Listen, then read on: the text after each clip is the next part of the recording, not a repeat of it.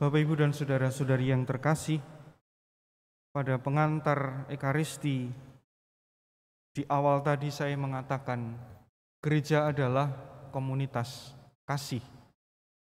Karena di dalamnya bersemayam orang-orang yang telah dibaptis dalam nama Bapa dan Putra dan Roh Kudus.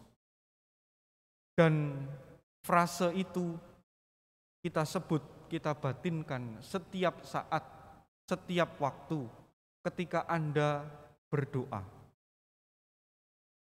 Maka proses memulai doa sesungguhnya dan sebenarnya membuka kita kepada jalan untuk mengalami Tritunggal Maha Kudus itu sendiri.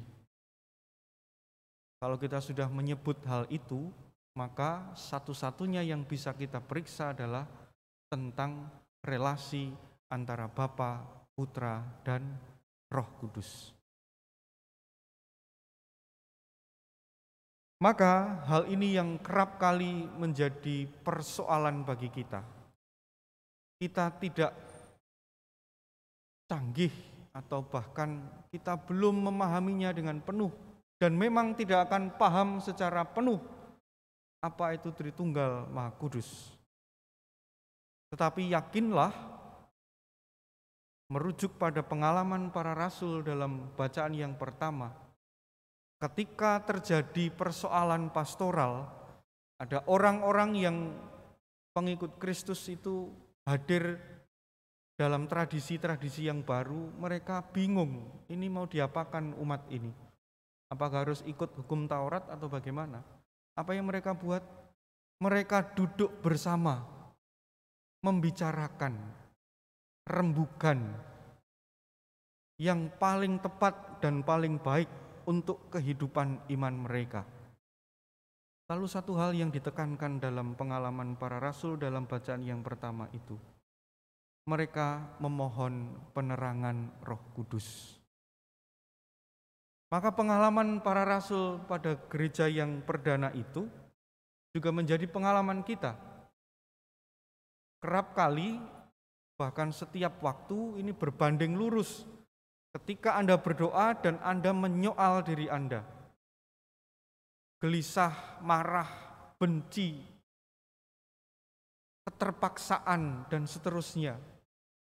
Itu selalu menggelitik dalam diri kita. Lalu segera setelah itu, biasanya ketika kita mengalami situasi-situasi yang sulit itu, lalu Anda berdoa. Kalau Anda beriman, berdoa dan seolah-olah kemudian setelah beberapa kali Anda mengalami kelegaan dan seterusnya. Kelegaan yang murni, bukan seolah-olah lega saja. Mari kita melihat dan memeriksa ketika ada pergumulan gelitik batin yang mengganggu, lalu Anda diam dan berdoa.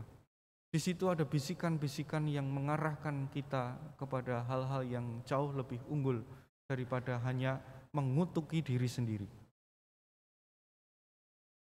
Cara kerja yang lembut, tak ada suara, tetapi Anda yakin penuh bahwa inilah yang harus saya ambil, sikap atau perbuatan, itu bisa dikatakan kemudian itulah penyertaan Roh Kudus yang menggelitik Anda terus-menerus untuk berbuat baik. Roh Kudus tidak pernah rame-rame, tapi dia datang, digambarkan dalam Kisah Para Rasul itu seperti angin, tidak tahu dari mana datangnya, tapi Anda merasa.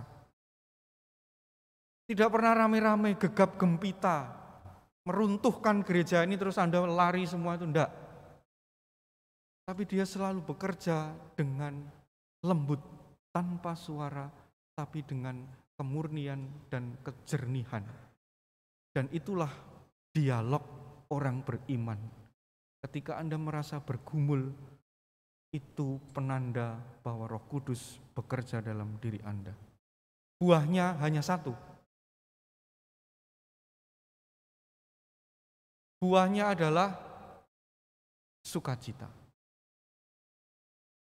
Maka amanat perpisahan Tuhan Yesus itu mengarahkan kita untuk mengecap dengan baik peninggalan apa dari Tuhan Yesus yang ia sampaikan sebelum dia disalib kepada para rasul.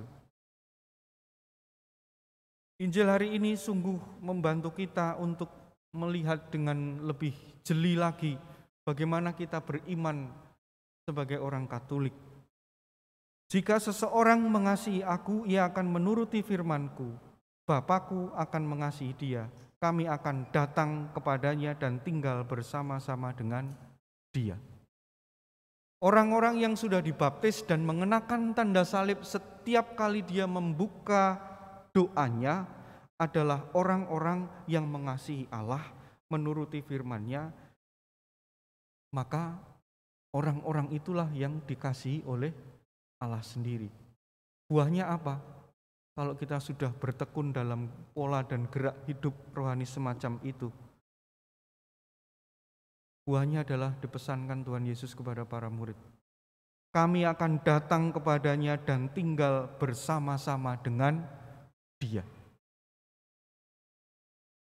Jadi Bapak Ibu dan saudara-saudari yang terkasih, kalau kita membuka dan terbuka pada kemungkinan cara-cara kerja Roh Kudus, janjinya Allah itu sangat jelas. Dia ingin membangun rumah di dalam hati Anda, tinggal bersama-sama dengan Dia. Anda bisa membayangkan rumah yang nyaman menurut versi Anda masing-masing. Ibu-ibu jauh lebih bisa membayangkan bagaimana menata rumah yang nyaman, potnya ditaruh mana, kursinya bentuknya kayak apa, dan seterusnya. At home. Dan itulah yang dijanjikan oleh Allah. Ketika kita memakai pola dan cara kerja yang dipesankan Tuhan Yesus kepada para murid. Kalau sudah demikian, maka sungguh menjadi orang Katolik tanpa ragu. Kita akan memeluk janji Tuhan itu berdasarkan apa yang sungguh nyata dikatakan oleh Tuhan. Semuanya itu aku katakan kepadamu. Roh Kudus yang akan diutus oleh Bapa dalam namaku, dialah yang akan mengajarkan segala sesuatu kepadamu dan akan mengingatkan kamu tentang semua yang telah aku katakan kepadamu. Meskipun para murid waktu itu tidak mengerti pesan Tuhan Yesus ini, mereka tidak ngerti. Meninggalkan tidak berarti lalu kita menjadi sendirian.